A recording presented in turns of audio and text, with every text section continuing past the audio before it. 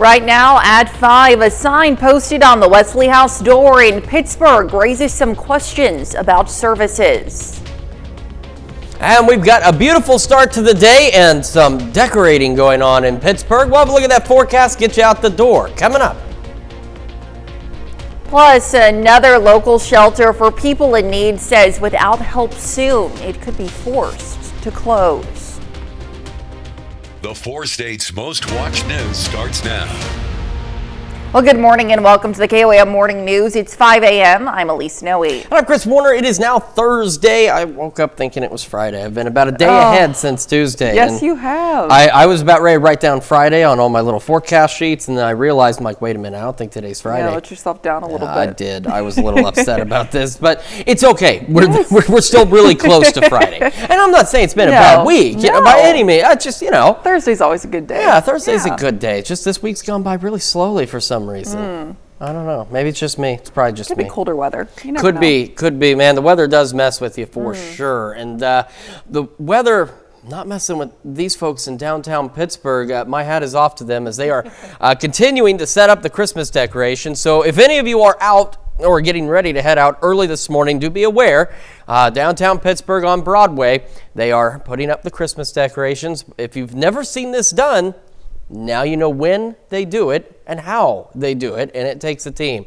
to get those decorations up, and they always look beautiful every year, and they are working hard. So give them space. They've got police officers down there kind of, blocking traffic here and there, but just be cautious. And if for any reason you're out commuting this early in the morning, take an alternate route down there. All right, MoDOT camera, 20th and Rangeline. There are no decorations to be seen here, but it still looks good. Skies are clear, and we're doing all right so far this morning. Future Track, there's no decorations on it. In fact, there's nothing on it as we head through the afternoon, which is kind of nice. I mean, I know we've needed the rain. Don't get me wrong, but it is also nice to get a brief break here and there, and that's what we're going to get today. It's going to be a very seasonable day. Winds are going to be calm. It's going to be beautiful out there. And if you have to work or can't get out today, don't worry. It's going to do it again tomorrow. 42 in Joplin and in Pittsburgh right now. And around the region, temperatures pretty close to normal. Stockton, for some reason, usually the colder spot is the warmer spot at 45. Got some upper 40s down south. Otherwise, low to mid 40s as we start our Thursday morning. Kids getting on the bus. Sunny skies, 41. A west breeze at about 5 to 10. That wind will calm down and become calm, sunny, 61 when the bus brings them home. That's where our highs are headed. Pretty normal today, upper 50s, low 60s, and sunny skies. A very straightforward forecast. Now we're pretty much going to copy and paste this tomorrow, except these numbers are going to be a little bit higher. We'll talk about that, next week's rain chances, and that Arctic air mass here in just a few more minutes. Elise? Chris, thanks. Well, an elderly Kansas man has died in a vehicle crash in Joplin that happened back on November 5th. The incident occurred around 9 a.m. near the intersection of 43rd Street and South Rangeline Road. According to the police report, 82-year-old Leonard Venata of Columbus, Kansas, stopped his car at a stop sign. He then pulled forward and was struck by a southbound van. Venata was transported to a Springfield hospital where he died Sunday. And to be the first to see breaking news, weather, and sports, you can download the KOAM News app. It's available free of charge in the Apple App Store and the Google Play Store. Just search for the KOAM News app. Well, changes are coming to the Wesley House in Pittsburgh this week, impacting what services are offered. KOAM's Samantha Walker explains why some services will pause. Wesley House is an outreach ministry of the First United Methodist Church in Pittsburgh, which provides resources for individuals and families who may be struggling, especially for the homeless population. But a sign is posted on the center's door announcing several of its services will no longer be offered starting this Friday. Sherry Franks both volunteers and receives resources from the Wesley House. She says while the changes might be hard for some, she understands why they're doing it. I know they're doing the restructuring. Like I said, they're doing the best they can. I mean, why else would they be in the shelter business? Why else would they be, giving out food to the community that needs it? This change takes effect one day after the church resumes management of Wesley House from the Community Health Center of Southeast Kansas after 2 years. The Wesley House will no longer provide breakfast, lunch, showers, laundry, or day shelter services to the community. Critics of this decision say they feel as though the change is too sudden, given how long the Wesley House has provided these services, especially to the homeless population. Now we have these people here, and there's suddenly a withdrawal with very little transition planning as far as we know. And so what that does is leave those people kind of in a bad situation where they moved here for certain services, and now those services are being withdrawn. The new executive director for Wesley House says they've been informing the people who use these resources about the changes for weeks now. He says it's just a pause for these services and that they're not permanently going away. In a statement sent to KOAM, Executive Director Matt O'Malley says the facility has seen, quote, a drastic increase in the number of local households served by their food pantry. That program serves nearly 1 in 5 residents in Crawford County. In his statement, O'Malley explains the decision was made to pause other services to focus more on the food pantry and its growing needs. Frank says now is an important time for other community members to step up during this time of need. So, our community, our people, just, churches, we've got to just all band together and work together. There's so many opportunities here to help not just the homeless, but just our residents. Reporting in Pittsburgh, Samantha Walker, KOAM News. The executive director of Wesley House says they're working to expand their food pantry and its hours of operation. They have not said when these paused services might restart.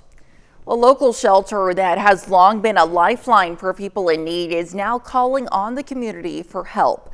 Safe Haven Outreach Mission in Parsons, Kansas, known for providing support for the homeless, says it's facing an unprecedented financial crisis. Due to rising cost of living and a lack of sufficient funding, the shelter is struggling to cover basic expenses. Leaders at Safe Haven say if they don't receive immediate assistance, they might be forced to close their doors for good. We're doing everything we can do. It's just we rely on God to put it on people's hearts to make the money come through. And that's either not happening right now, or it's happening very slowly, or people just don't have the money to give. Brown says they're living month to month and they'll need about 10 grand to keep the doors open. The 12th annual Empty Bowls fundraiser takes place today. The event, sponsored by Watered Gardens in Joplin, raises money to help feed the hungry in the community. For a minimum $25 donation, people can enjoy a bowl of soup, keep the handcrafted bowl, and help raise money for a good cause. And another way you can help feed the hungry in our area is through our Feed the 4 States campaign. This year, we've teamed up with Extreme Power Sports Auto Center in Webb City to help collect those non-perishable food items that you donate. Simply use this QR code for more information on how and where you can donate to help feed the 4 states. And that's a look at this morning's top stories and weather in our first 7 minutes, coming up on the KOAM Morning News. We'll hear from several athletes across the 4 states as they commit to their new schools. Plus, a volcano eruption in Indonesia leaves thousands of tourists on the island stranded. And we have a mild and sunny day today. We'll have what to expect with Chris Warner in the Skywatch Weather Center. You're watching the KOAM Morning News. We'll be right back.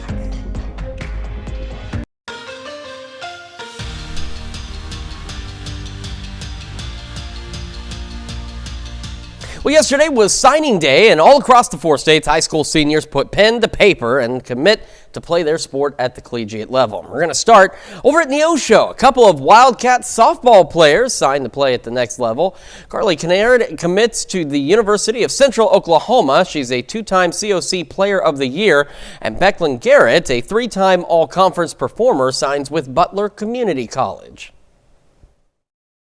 Just the fact that I know the stress of where I'm going to be in next year, what am I going to do with my life, and just everything, after all of the hard work that got up to this point, just the fact that I know that I finally am going to college and I'm playing the sport that I love. It's the coaches, the relationships that they build with their players, and how I immediately connected with them, and they immediately had a plan for me because they could see how good I was and how much they wanted me to be an immediate impact on their field was something that greatly meant a lot to me. Meanwhile, over at Webb City, 6 Cardinals signed their letters of intent. Lainey Taylor and Rylan McFarland commit to play softball at Lebec Community College. Then 4 members of the baseball team continue their careers at the collegiate level. Landon Fletcher, Andrew Young, and Luke Beverlin are all headed to Missouri Southern, and Cohen Epler commits to Kansas City, Kansas Community College. It's definitely a bigger atmosphere, and it's obviously a bigger commitment, and you're with girls that they put this commitment into, so you know that they want to be there and you know you want to be there. So in bigger goals, it's all one team and everybody's motivated. I just really think it felt like home. Like everyone always says it's a gut feeling, and like you feel that feeling and you just feel like home, and I fell in love with the school and the location and like the coaches especially, and I've heard good things all throughout my life, and I know people who have gone there, so it just really, everything came together. The coaches at Webb City just push me every day to be the best person and player I can be, so I mean, they'll just set me up for good accomplishments in college. Great coaches, great facilities, a lot of former teammates I'm glad to be back with, staying local, being close to my family, so it was just a perfect option. I chose there because I really like the coaches there, and I've always grown up watching them because I live close. And yeah, I mean, I've just seen them play, and that's just where I want to continue my career at. My parents, they graduated from Missouri Southern, so that was always in the back of my mind. And I went to a lot of camps and games growing up, so I got to know the coaches and understand the culture of the players. And that's just something I want to be a part of. At Joplin, 8 student athletes signed letters of intent. Riley Kelly signs with NEO, Abby Lowry with Arkansas Tech, and Libby Munn to South Dakota State. All 3 of them will play collegiate softball. Maria Lawham signs with State Fair Community College for softball and track. Cadence Lawson commits to NEO soccer. Jaden Pankow commits to Iowa for rowing. Anna Pearl Stanley signs with North Carolina for gymnastics. And Chance Tyndall is headed to Arkansas State for track and cross country. It was so hard for me to choose between track and softball because they're both 2 sports that I love, and it was just, I couldn't choose in between them. So when I got that opportunity, that text from them, I was excited, and I just knew it was for me. I started playing soccer with Little Kickers when I was 6, and then ever since then, knowing you could go up to a college level, I was just like, that's my goal. So that's been my goal ever since I was a little girl. It feels really good. I'm definitely looking back at old videos as my senior year comes to a close, and I'm like, wow, I'm making little me proud, which is nice to know. I can't give enough thanks to my teammate Gray Edwards. He's been my teammate since 8th grade, my training partner since day 1, and all the long runs, all the tough workouts, even the easy runs, I would not be here today if it wasn't for him. Over at Diamond High School, Lauren Turner officially signs with Pittsburg State. She's a 3-time All-State performer through her first 3 seasons with the Wildcats and helped lead the team to state championships in both 2022 and 2024. My coaches, especially Coach Parrish and BJ, they pushed me to be the person I am today, and without them, I couldn't have done anything. And my teammates, they're all just amazing people. I mean, without them, I wouldn't be where I am now. I wouldn't love the sport as much, and we've accomplished a lot of great things. Then over in Kansas, Pittsburg High School senior Alyssa Hotze will be staying close to home. She signs to join the Pittsburg State soccer team, which just completed its first season as an NCAA program this fall. They definitely helped encourage me. Helping them too also helped me see the game more from different perspectives, and they just helped encourage me and help me keep pushing. Still to come, the USDA issues Thanksgiving food safety reminders to protect you and your family. Plus, get another check of that beautiful forecast when the KOAM Morning News returns.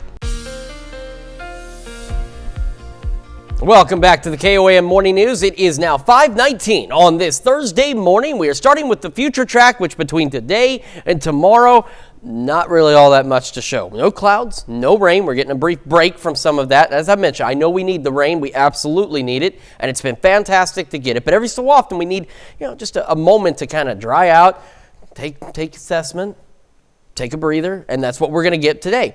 We've moved through the future track all through today and into tomorrow. You probably couldn't tell because nothing really happened because there's not a lot going on. Now we're going to have another seasonably cold night back into the upper 30s out there. Winds today and tonight will be calm, but as we head into tomorrow afternoon and pick up just a little bit out of the southeast at about 5 to 10 miles an hour.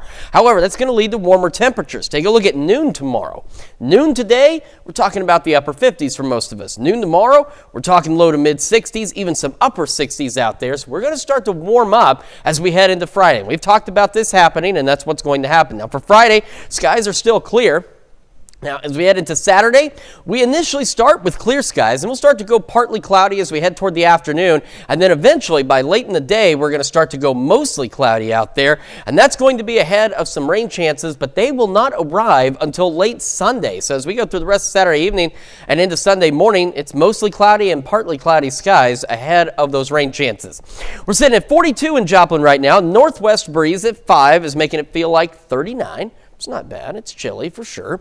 Temperatures around the region, we've got some mid-upper 40s. The most of us, though, into the low 40s. And remember, average low is 39. So, yeah, we're above normal, but a good chunk of the area not significantly above normal. So that's not bad. We can deal with a few degrees above normal instead of 20 degrees above normal like we experienced last month, which was not joyous at all. It was not fun. Sunny skies through the morning.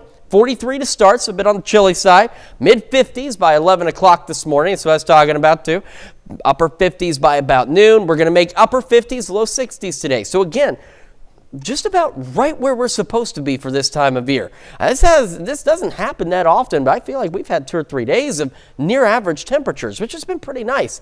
Clear skies continue into the evening, as do the calm winds. Will fall down to the mid 40s by 10, and again back into the upper 30s for our overnight lows. Now, I've got a little extra time here, and the reason is I want to talk to you about next week, because I guarantee you're checking the weather apps, you're checking the KOAM weather app, maybe you're even checking in with the other weather guys in the area, and you're probably hearing something. Even Doug has mentioned it, snow. Now, there's a lot of variables next week. So let's talk first this weekend. We start warming up. Rain late Sunday, thunderstorms Monday, upper 60s. Tuesday, the Arctic air mass comes in. It's been showing up for a while, all right? Here's where the uncertainty lies. Take a look at these daytime temperatures. Low 50s out there, okay? But then look at the lows, upper 20s, low 30s. We have rain chances. If the rain manages to stick around overnight, okay, maybe a rain-snow mix leading to some slick spots. If it doesn't, then we'll just have the rain during the warm parts of the day. There are a ton of variables still in play, and we are still several days away from that Arctic air mass. So just make sure you stay with KOAM. We'll keep you updated. We'll get better information through the weekend into the start of next week. Got to clue you in on what we're expecting with that Arctic air and how to play around with the rain chances. That's Check Your Forecast. We'll be back with Health Watch right after this. Well, topping Health Watch this morning, Thanksgiving is 2 weeks away, and the U.S. Department of Agriculture is sending out its yearly food safety reminders. The USDA is encouraging inexperienced cook and experts to practice food safety this holiday season. When you're shopping for your turkey, the USDA recommends picking it up at the end of your grocery shopping to keep it cool as long as possible. It also says you should check that the packaging isn't torn to prevent the spread of bacteria. If you're planning to cook a turkey, remember it can be safely thawed in the refrigerator or in cold water. When serving food to groups, remember the 2-hour rule. This goes for perishable foods that have sat out at room temperature for more than 2 hours. Well, about 1 in 8 U.S. adults have taken Ozempic or similar medications used to treat type 2 diabetes and obesity, according to a KFF survey done earlier this year. Now, while these drugs are exploding in popularity, they do come with some risks and aren't for everyone. Mandy Gaither has more on how to know if they're right for you. It's a serious public health problem. More than 2 in 5 U.S. adults have obesity, putting them at higher risk of other chronic diseases. For many people, obesity is a brain disease. Dr. Sanjay Gupta spent the past year investigating what's called GLP-1 drugs, a class of medications that have been available for nearly 20 years and used to treat diabetes. Now they're helping hordes of people lose weight, sometimes off-label. One of the ways these medications work is by essentially slowing down your digestion. So that allows you to absorb your energy better as opposed to just shoveling calories in. But there are possible side effects, including nausea, vomiting, diarrhea, constipation, and abdominal pain. These are typically felt when a person first starts taking the drug. Gupta says other rare but serious risks include stomach paralysis and pancreatitis. For people who are taking it for medically necessary reasons, it seems to be a situation where the benefits outweigh the risks. You may qualify for GLP-1 medications for weight loss if you have a body mass index of 30 or higher, or if your BMI is 27 or higher, and you have at least one weight-related health condition like high blood pressure. Gupta says most people stop using it after 12 weeks, whether it's due to cost, side effects, or something else. For a significant percentage of people, it just stops working for them as well. Whether it's a tolerance or something else, they just don't seem to get the benefit of it. Gupta says this medication isn't a magic bullet. To keep weight off, he says it has to be paired with exercise and a healthy diet. For Health Minute, I'm Mandy Gaither. Gupta says many people regain somewhere between a half to 2/3 of their weight after going off these medications. But he says not every patient does, and most didn't gain back all the weight that was lost. That's a look at some of today's top health stories. You're watching the KOAM Morning News. And we've got a chilly start to our Thursday. A nice day ahead of us. The latest when we come back. Right now at 5:30, the Quapaw Nation in Oklahoma and the producers of a TV show discuss the portrayal of Native Americans. And Christmas is alive in downtown Pittsburgh City, putting up those decorations, and it kind of feels a little like Christmas. It's chilly. Well, look at that forecast, get you out the door coming up. Plus, an increase in the number of fatal crashes on I-44 is drawing concerns from local authorities. The 4 states' most watched news starts now.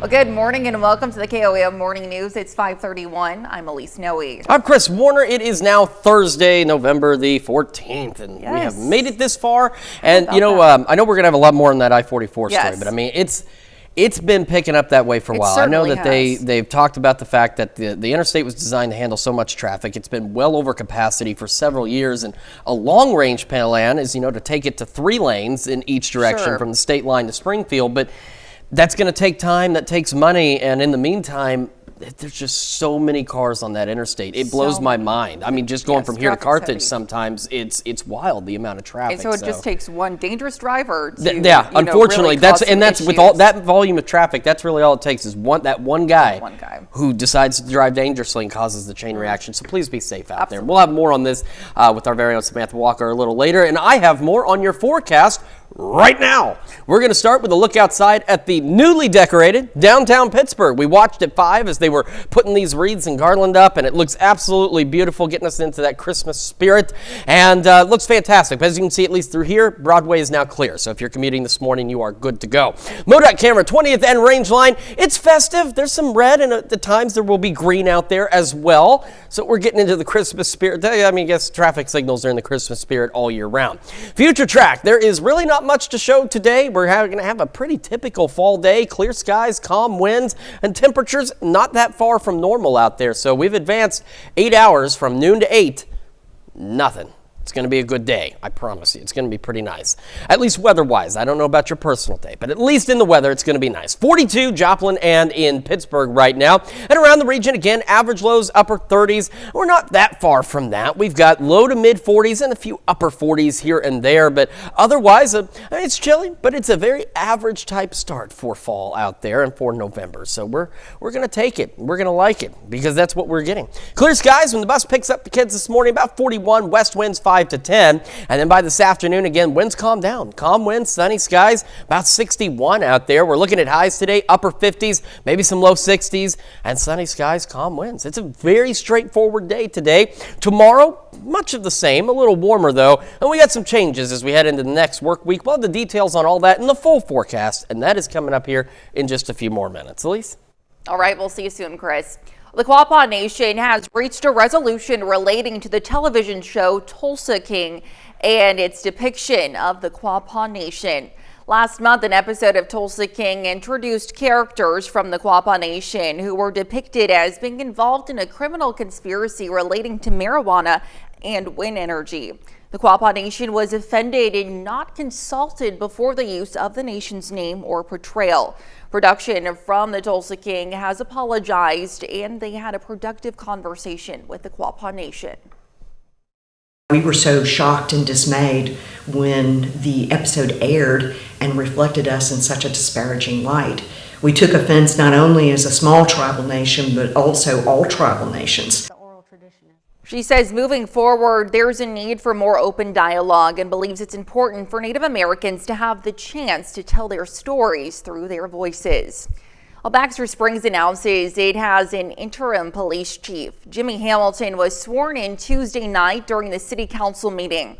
The move follows Brian Henderson stepping down as the Baxter Springs chief of police to focus on his new role as Cherokee County Sheriff-elect. Hamilton says Henderson will stay on with the department through the end of December. The Neosho, Missouri Fire Department receives funding for equipment courtesy of the Newton County Public Safety Grant. Now, the grant for just over $10,000 will go toward the purchase of an extractor washer and dryer for Neosho Fire Station number 2. The washer-dryer combo is intended to ensure hazardous contaminants culminated during emergency responses are efficiently removed. Well, an increase in the number of fatal crashes on I-44 is drawing concerns from local authorities, especially as roads will soon become busier with the holiday season. And the Joplin Police Department is just one agency who might respond to a fatal crash on I-44. Between January to October 2022, JPD responded to just one fatal crash on that roadway. In 2023, during that same time frame, they responded to 3. In 2024, that number was up to 4. These fatal crash scenes leave a lasting impact on first responders and witnesses alike. It really makes you consider, and it really makes you want to go home and hug your family, because you never know when you're not going to get to. Authorities say when driving, it's important to put your phone down, slow down, and pay attention. Tonight on KOAM, Samantha Walker will have a special report on the impacts fatal crashes on I-44 have on those involved and the steps you can take to avoid them. And that's a look at our top news stories coming up this half hour on the KOAM Morning News. New storms are leaving parts of Spain flooded just 2 weeks after the country faces devastating flash floods. Plus, Israeli troops continue their campaign by launching new airstrikes in Lebanon. We'll have the latest. You're watching the KOAM Morning News. Topping World Watch. A volcano eruption in Indonesia leaves thousands of tourists on the island of Bali stranded on Wednesday. Indonesia's Mount Lowobody Laki-Laki volcano has been spewing hot ash since November 4th. Now 9 people have been killed and dozens more injured. The volcanic activity is forcing several international flights to and from Bali's Ngurah Rai International Airport to be grounded. The airport's general manager reports a total of 46 flights have been impacted over the past 3 days. Well, new storms are leaving parts of Spain flooded just 2 weeks after the eastern part of the country faces devastating flash floods. The country is still recovering after previous floods killed more than 220 people and destroyed thousands of homes. On Wednesday, footage shows streets flooded in Spain's southern Malaga province, and the heavy rains forcing school closures, train cancellations, and evacuations for 3,000 people. So far, there have been no reports of death, and the weather also delaying the Billie Jean King Cup tennis finals between Spain and Poland. Experts say as climate change rises, so does the chance of droughts and flood cycles. Israeli troops are continuing their campaign against Hezbollah and launching new airstrikes in Lebanon. In the Gaza Strip, officials are warning of a humanitarian crisis. Trey Yingst has more.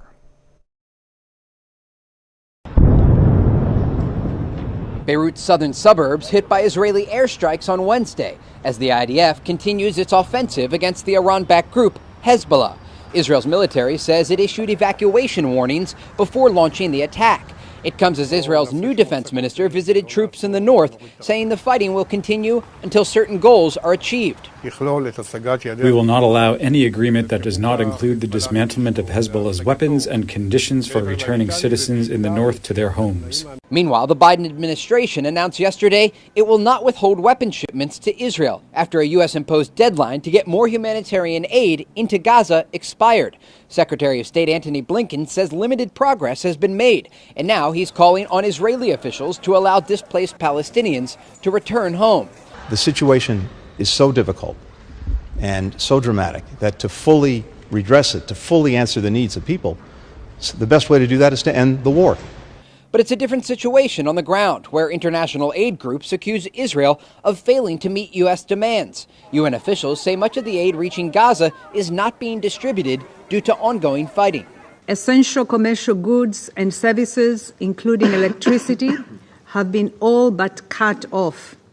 This has led to increasing hunger. The State Department says Israel needs to make more changes to improve the humanitarian situation inside Gaza and that the U.S. could take further action against Israel. And that's a look at some of your biggest headlines from around the world. We'll be right back. Oh, welcome back to the KOAM Morning News. It is 5:44, coming up 5:45 on this Thursday morning. We're starting the feature track at noon today. So you can see there's really not much out there. We're going to have calm winds, clear skies, and temperatures not too far from normal. Some of us maybe a few degrees above. But again, we're not going to be significantly above average, at least through today, tonight. And then tomorrow things change a bit. We'll talk about that here in just a moment. So again, heading into the evening, temperatures falling back eventually to near normal again, back into the upper 30s overnight. And so we'll start our Friday pretty average. But take a look at what happens when we advance this to noon on Friday. Again, there's not really much out there, but you can see the temperatures at noon today, upper 50s. At noon tomorrow, low 60s out there, maybe even some upper 60s as well. So that's going to be some warmer air working in. It's going to continue to warm up as we head into the weekend. Today and tonight, winds will be calm. Tomorrow, not bad though. Southeast winds at about 5 to 10 miles an hour. We go into Friday evening, still somewhat mild, again, comparatively, as we're back into the upper 50s, low 60s. So our average highs, we're going to be near them by 5 o'clock tomorrow. We head into our Saturday. It's going to be another warm day, which also means they're going to be a little milder overnight. So now we're a little bit more above average, low mid 40s as we start Saturday, and we head into the day. Clouds will gradually increase a bit, so partly cloudy initially, then we'll go mostly cloudy by the late afternoon and evening hours. And temperatures, look at Bartlesville, could be 71. We should be the upper 50s, and we're looking at mid to upper 60s as we head into our Saturday. And it's going to be a little bit warmer as we head into Sunday ahead of some increasing rain chances out there.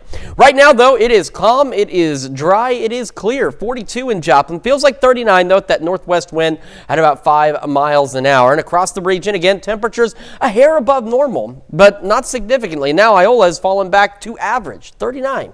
Most of us, though, low to mid 40s out there. So again, we're not that far off of average. And again, remember October, where we were 20 degrees warmer than normal. We were hitting lows that were supposed to be afternoon highs for October. So not like that this month.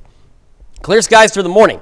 Chilly start, 43 at 8, 55 by 11 o'clock. Upper 50s by noon. Highs today, upper 50s and low 60s. Winds will be calm and skies will be clear. And we head into this evening. Clear skies continue, mid 40s by 10. Overnight lows, as we discussed, will be back in to the upper 30s, and we will still have those calm winds. Now, over the next 10 days, it's a roller coaster ride, and there's a lot to talk about, a lot to keep an eye on. And I want to emphasize, do not panic. Do not go out and clear the stores of bread and milk just yet, okay? We're not at that stage. And even if we see wintry weather next week, it's not going to be anywhere near panic stage, okay?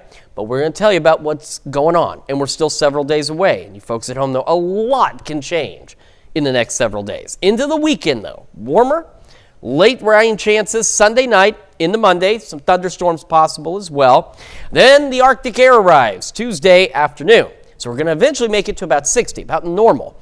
Then temperatures will fall. We're going to go with overnight lows, upper 20s and 30s as we head through the second half of next week. Highs, upper 40s, low 50s. We also have slight rain chances Wednesday, Thursday, Friday. This is where the variables come in. If the rain continues into the overnight, yes, a rain-snow mix would be possible. If it doesn't, then obviously nothing. It'll be warm enough during the day. It'll be rain. But it's something we want to keep an eye on because at worst, we're looking at maybe some slick spots during our commute hours in the morning. Otherwise, just some rain chances. But again, keep it here. Lots can change. We're still several days out. We'll keep you updated. That's Check Your Forecast. We'll be back with more right after this. Movie news now. Here's David Daniel with today's Hollywood Minute. With the Denzel signature on? I don't know what that is, but Denzel Washington says he won't put his signature on too many more movies before he retires, but one could be a Marvel movie. The Oscar winner, who'll be 70 next month, told Australia's Today Show he has just a few more projects in mind, and that, quote, Ryan Coogler is writing a part for me in the next Black Panther. Marvel has yet to officially announce a third Black Panther movie. There's always an element of trepidation and fear. Taron Egerton is set to bring the fear. According to The Hollywood Reporter, the Golden Globe winner has joined the cast of the thriller Apex. He'll play a psychopath stalking a rock climber played by Oscar winner Charlize Theron out in the wilderness.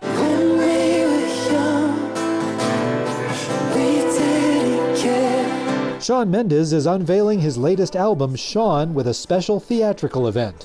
Shawn Mendes for Friends and Family Only, a live concert film, is in theaters one night only, Thursday, November 14th, with the album dropping Friday the 15th.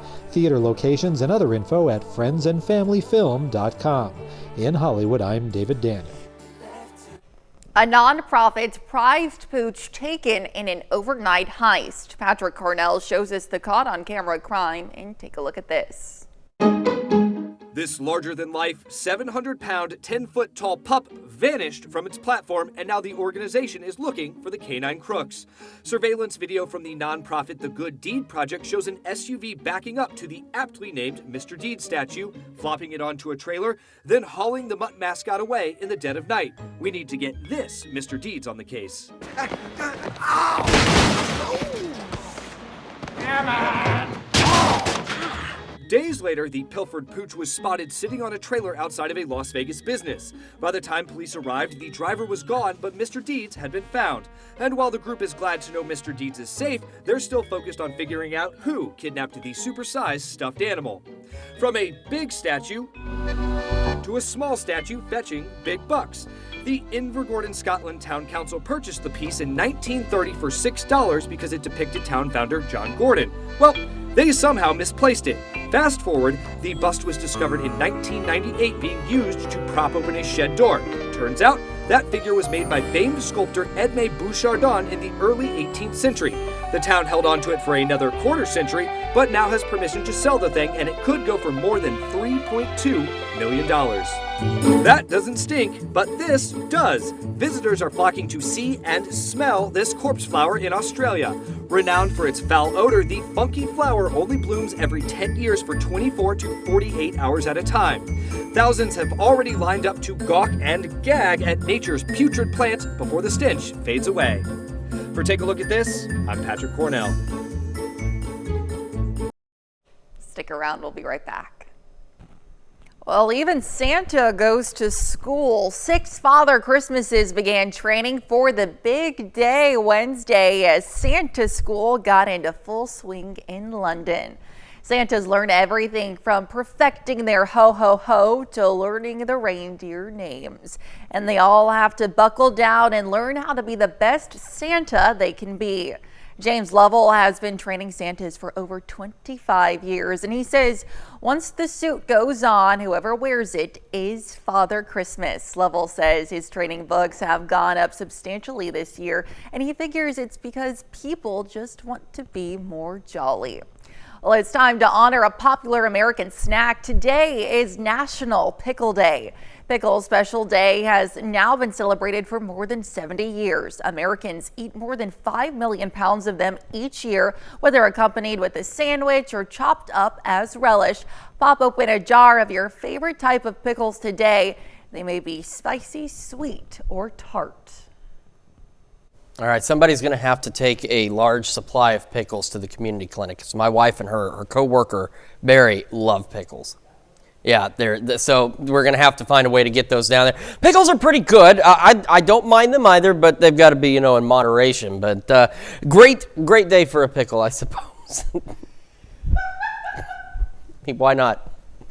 Sunny skies, 43 to start, 55 by 11 o'clock this morning.